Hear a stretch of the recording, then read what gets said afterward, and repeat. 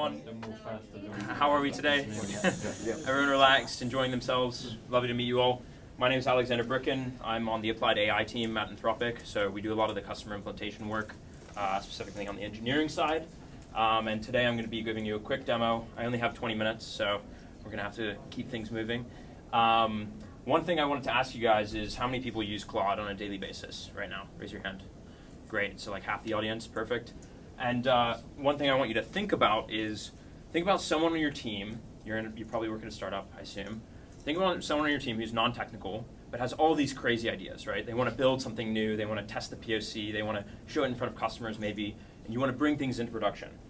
That's what I want you to think through and see how that idea of them being able to do that right now versus what I show you today becoming accomplishable, right? I want all of your non-technical users to actually feel like they can actually do something in a very short period of time. So let's get started. You all probably are familiar with Claude 3.5 Sonnet. This is our most advanced reasoning capable model. We're seeing a lot of use cases today using Claude 3.5 Sonnet. So coding, data science, customer support, you name it. I work with a lot of financial services and insurance companies here in New York. We'll keep it moving. Improvements are mainly faster, more steerable, so you can give it very explicit instructions, as you'll see shortly. Accuracy and trustworthiness are something that's very important to us as Anthropic, as well as the vision capabilities of the model. And I will actually use that in the demo to be seen. So one of the things we've been focused on from a product research standpoint is using projects. You might have seen this in Claude.ai. This is basically a way of filling up the 500K context window that's available to all users, at least if you buy the premium version. And you can basically just throw in PDFs, context, and allow that to be added to the context windows of your chats, enabling additional capability that you wouldn't otherwise have because your model now has all the context of your business. I highly encourage you to use this functionality as you go about building things. In addition to that, we have some new integrations coming out. So one of them, which I'll show today, is the GitHub integration. This is really cool. You can take a GitHub repo that you have access to, throw the link and the explicit branch into Claude.ai, and it will have access, such as this photo here, to all of the various files within that repo. Really helpful for applying a lot of context and then leveraging things such as artifacts super quick. The other thing that is kind of in the future roadmap includes Google Drive integrations, extensible ingest APIs, so building APIs for services that you're really familiar with, and as well as local file sync. So maybe you connect to a specific directory on your laptop, and that's just feeding in context all the time if you're doing things locally. Cool. This is a little prototype of the GitHub integration, but I think I've talked through that enough. And the use cases are pretty broad, right? Like you can add documentation, you can start to build up dependencies, you could build your README for all your users when they're collaborating on projects together using your software. You can do refactoring, and onboarding is one of the use cases that we've seen is really helpful as well. So having all the context of your repo in a single place and just being able to ask questions of it is great. The other piece that I wanted to mention that you'll see in the demo today is artifacts. So if you haven't used artifacts before, this is a great way to basically iterate and build in the Claude.ai browser. So when you ask a question, instead of everything landing into the actual chat interface, it spins up a separate, almost IDE, where code can actually run inline and generate certain things. So typically HTML, JavaScript, CSS can all be rendered, such as kind of the integration here. You'll see that being used, and I think without further ado, let's get to some other pieces. So I was told I have to click this. So this is actually another thing that we have going on, which is integrations with IDEs that you're familiar with.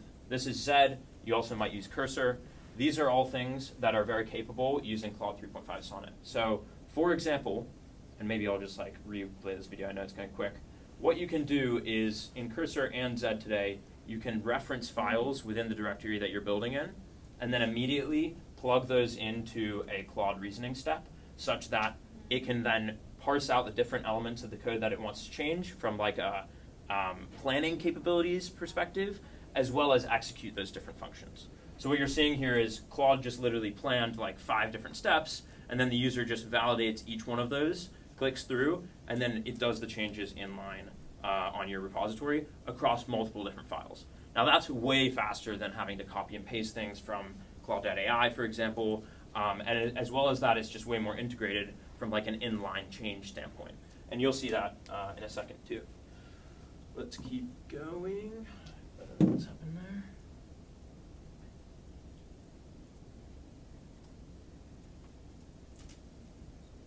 Okay. So, we've lost. Okay. So, today, as I said, we wanted to talk about non-technical users building things quick. I am not actually a web app developer. I don't use React very much at all. But I wanted to see and test myself for the purposes of this demo how quickly I could build something that's actually useful to me within a very short period of time. So what I've done is I've actually read up on the Strava API, and I said, okay, let me see what I can do with my running data today in 20 minutes using Claude. So that's what I'm going to show you. And we're going to kind of walk through it as it goes. Can we see that? Yes, fantastic. Okay, so firstly, I'm creating a project. I start by labeling the project, live coding demo. I'm building a demo in front of a live audience using the Strava API. And here we are today in front of a live audience. Fantastic. This is an interface that we just have internally for our kind of secure network with Claude. I've opened up the project. I'm now going to set up some custom instructions. Let me, if I get pause, to walk through those. Okay, it's not going to work. Great. So I've defined some instructions that you might typically want to use when you're building out a web application, right? So don't give me any preamble. For example, that's a really good instruction to give Claude where you don't want the certainly I will do this task, and then you actually give it the task, right? You want to just get straight to the gist. Use artifacts where you can. Often it helps Claude to narrow down the kind of use case it's working on and spin up artifacts when you actually explicitly tell it, use artifacts. Expertise, so giving it, you are an expert in React.js and TypeScript, just to narrow down that kind of probabilistic output that Claude has into a framework where it's working on this web app specifically. And then just kind of a few higher level things, right? You're using this Strava running data, you're building a web application, think about the higher level components first, and then narrow down into the explicit steps that we want to build together. I'll keep the video going. Great. The next piece is actually populating the project knowledge. So what you're going to see here is I'm going to throw together some context related to the Strava API. Now, you might think, okay, documentation is typically really good, but other sources of material are also really good. For example, just finding a random Medium article and just throwing in all the context of that, because it includes some of the actual text that a author has written about with regards to using the API, can be very helpful for adding additional context when using Claude. But as well as that, I am including documentation, right? So I'm looking at the Strava API on a separate screen, and I'm just copy and pasting the various APIs that I think are really important, or the various endpoints, rather. So activities, stats, things that I would care about when building this application. The next piece, and we'll pause in a second here, once I run that, is creating our initial prompt. Now, this is probably the most important piece of generating our web application, because we want to have Claude really understand the exact kind of task framework it's running through, outside of that higher level scope I provided it earlier. So I'm using instruction XML tags, as you can see here and here, to kind of follow the chain of thought steps that I want Claude to run through as it goes about generating the logic for me. And then in addition to that, I'm giving it some advice as to which types of features I want it to actually generate. So for example, like a heat map, kind of as you would see in GitHub, but instead for my runs in Strava. Some sort of recommendation system where it says, hey, I saw you didn't run recently, you should run again. Showing my average heart rate across all runs, and then maybe being able to select one run and see how that run compares to the average heart rate. I think you probably get the gist. So let's see what Claude does with that. My initial task I set it was to create an architecture diagram of the type of logic that it's going to implement. So as you just saw, it basically spun up, I'm going to just keep the train moving because we don't have that much time. It spun up a mermaid diagram, which is integrated into artifacts, that allows you to kind of just visualize the type of workflow that Claude's going to work through. Then Claude asked me some questions. So how do you like to input your schedule and training calendar? it's really helpful to use Claude.ai as a reasoning tool just as much as it is generating code. So up front, I encourage you to say, hey, you have the space to ask questions to Claude, and then it will typically respond with some actually really valuable questions that will help you narrow the scope of what's happening afterwards. Fantastic. So now I'm asking it, or I'm actually responding to its questions. I'm kind of just going through line by line, hey, like, this is the answer to whether or not I want to input my schedule and training calendar. And then there are certain things you ask about which are really irrelevant and I don't want it to spin up. For example, like the complexity of this web app shouldn't include social features. So I just say, in a second here, no social features, right? And Claude will pick up on those things and say, okay, let's continue. I just copy and pasted an additional little piece here, which is basically, okay, update my architecture diagram with the answers to those questions I just had and spin me up a reasonable framework for the app. And then Claude just starts cooking. So Claude is working through the various files that it thinks would be fundamental for spinning up this web application. And we'll see in a second here. I'll throw up a terminal.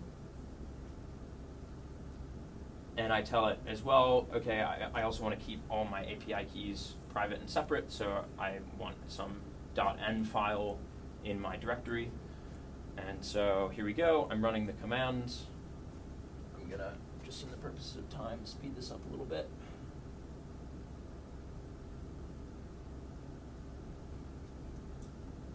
Cool.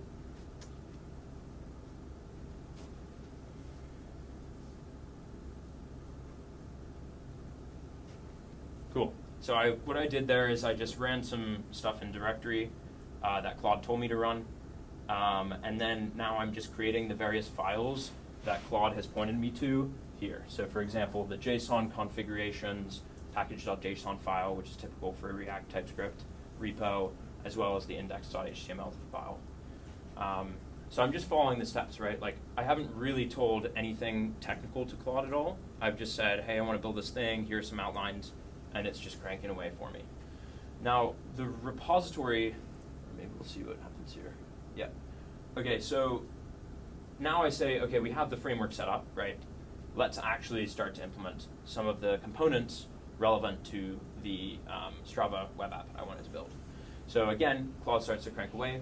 Now the environment I'm using on the right-hand side is called Zed. It's similar to Cursor in the sense that it's an IDE that's integrated with a lot of language models. The go-to language model in Zed is 3.5 Sonnet, and you'll see me use it in a short moment here. So again, just iterating through, filling out those files with the context that Claude provides. There are a few ways in which you can do this. You can click the copy button. You can also just download the file and then throw it into the repository as well. Because I was kind of working on the same screen, I was just copy and pasting. Cool.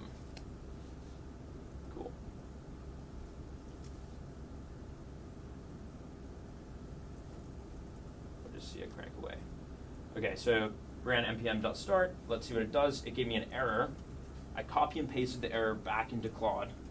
And then it told me, okay, you have some package problems. So I reran npm install, removed the node modules, and then I spun up the web app, and it worked. So there it is. It's a pretty good first stab, right? Like, it has some various features. The heat map, it didn't really do quite well, which is fair enough. Heat maps are complex. It created this running goals thing that I can put, and I can add goals.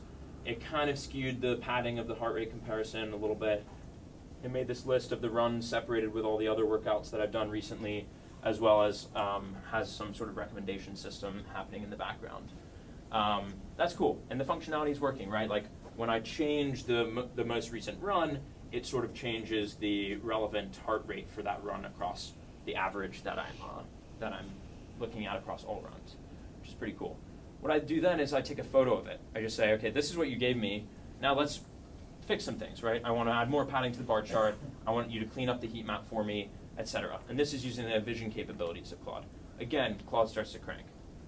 It's working through some of the stuff, and this is where I start to use the inline Zed functionality. So instead of passing a bug back from Zed into Claude and asking it to fix it, I'm then just highlighting small subsections of the bug, throwing in the error message, and then it just immediately, using Claude's 3.5 Sonnet's rewrite mode, fixes the bug. So the bug has been fixed, and we'll see the results of that in a second here. The heat map was looking a little skewed, as you remember, so I'm asking Claude to clean that up. Again, it looks a little funky. The reason that is, and I kind of went into developer mode for a second there, is because the padding was off. So I asked artifacts to clean up the padding. We'll see that take effect in a second.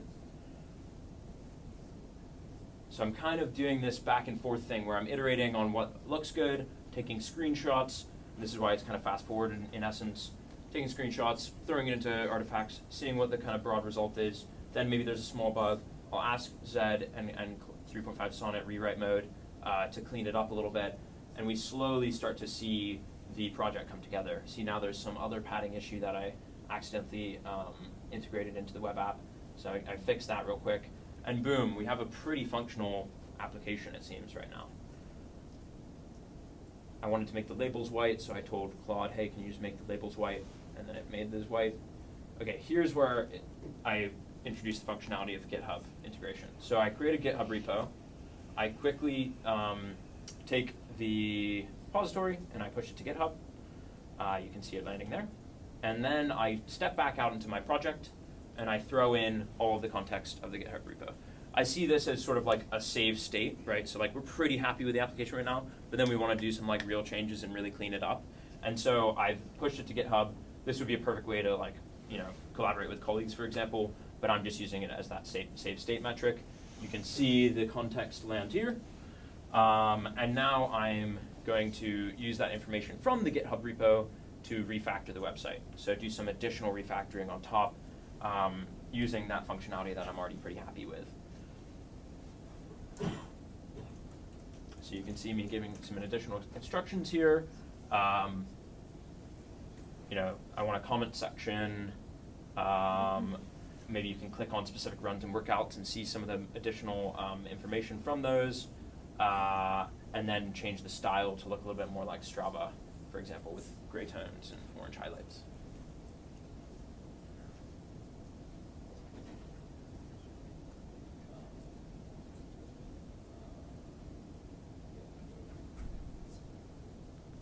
Cool, so it starts to spin me up some of the CSS using the context of the saved GitHub repo. And then you'll see me jump back into Zed and paste some of that context into the corresponding windows. And you know that Claude has that context because it's seen the GitHub repo, right? So it knows like, hey, there exists some app.tsx file, and you should just copy and paste and throw it into there, right? I'm not actually writing any code here. I'm literally just highlighting things, using Claude to iterate. It rewrites, voila. Okay, so we just saw some of the colors change. I'm kind of working through, okay, it's added that heat map functionality. Again, the padding's a little bit thrown off. So I start to iterate on that. Padding is difficult for language models, apparently. I take even a screenshot of what the format, you'll see in a second here, what the format of the HTML is. I'll screenshot that, throw it into the vision model, as well as what the actual application looks like. And I say, currently this is what the widget looks like and why the padding is broken, can you fix it? And this actually is the most effective method. Sometimes you have to try things multiple times in different ways to really narrow down the correct method for Claude to get to the answer.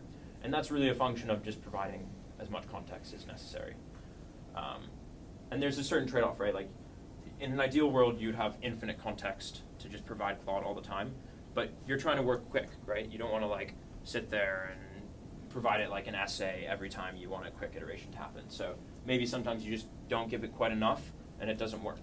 And there's like a fine line that you should try to identify. Here's the end result. The application's looking pretty good. We got the Strava colors. Let me pause right here. We have the same functionalities before. We have the run recommendations. We have the heart rate comparison. And then as well as that, you can click into some of the individual runs and see the actual results of those runs. I think I did that at some point. Cool. and that's it. So what did we do, right? We went from 0, just an idea, okay, I want to build a Strava application, to within pretty much 20 minutes, I know it's sped up, maybe 25, a full application, right? And I wrote zero lines of code. Pretty cool. And this is kind of like where we're going, right? We're not expecting every user to be technical, but we're expecting people to have the understanding of language models such that they can provide enough context to them to let them build really amazing things. So going from this assistant to a coworker, rather. It's a companion that you're providing context to and iterating over many processes with. And this is kind of what that chain of thought looks like, right? So we investigate an idea, we design some sort of plan around it, and then we choose to kind of leverage this feedback loop of having this virtual assistant coworker execute as well as assess the results. And right now, I would say humans are the assessors, right? I looked at the web app, but that being said, you can even see kind of the startings of vision models being able to assess these things as well. And that was some of the capabilities that I was exploring during the application. That's it. Thank you very much. I don't know if there's time for questions as well. Any questions? Yeah, please. Super impressive app building and running.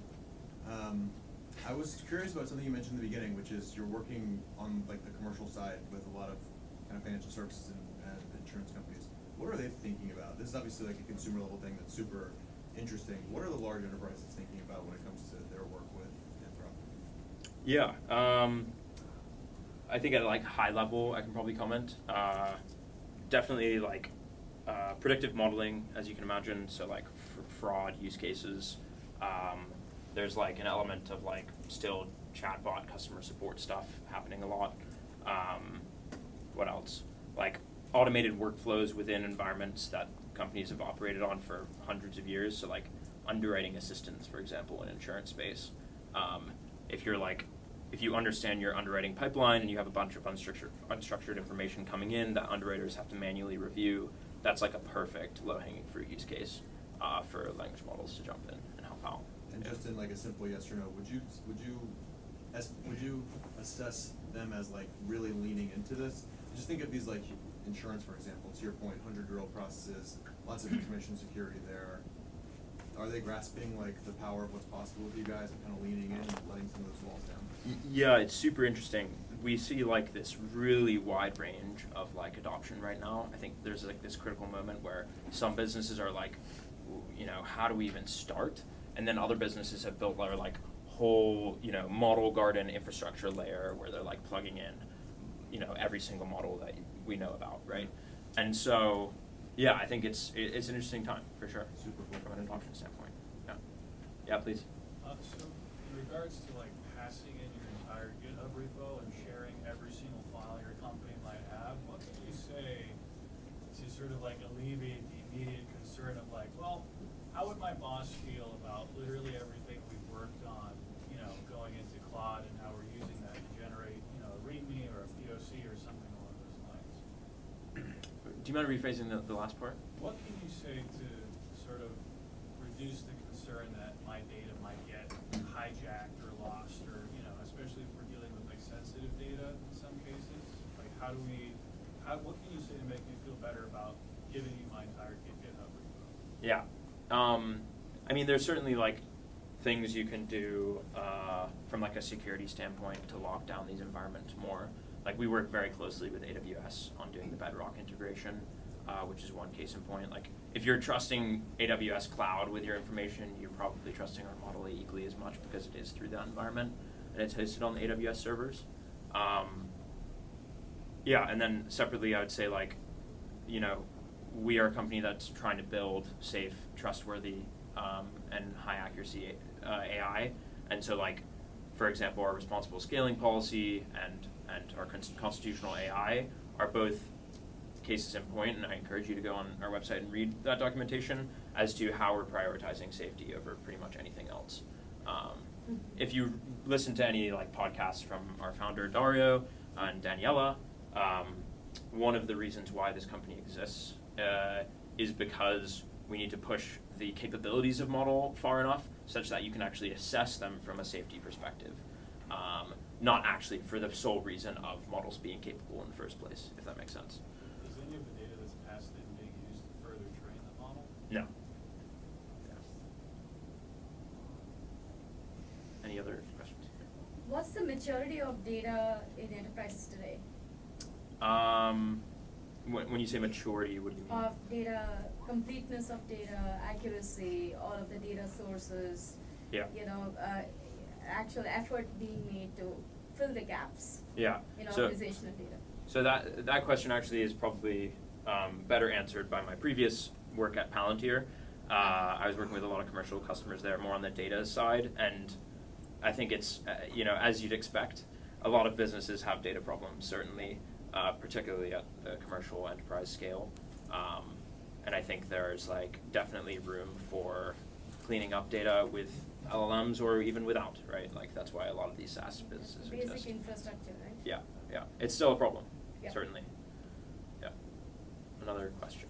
So you got the app, looked pretty, how do you know it's right? Where's the validation? Well, me clicking around was one element So of you're it. the validator, it's still a human? Right now, Okay. yes, definitely. Yeah. Oh, time? Okay, we're at time. Happy to take more questions at happy hour and wherever else. Thank you.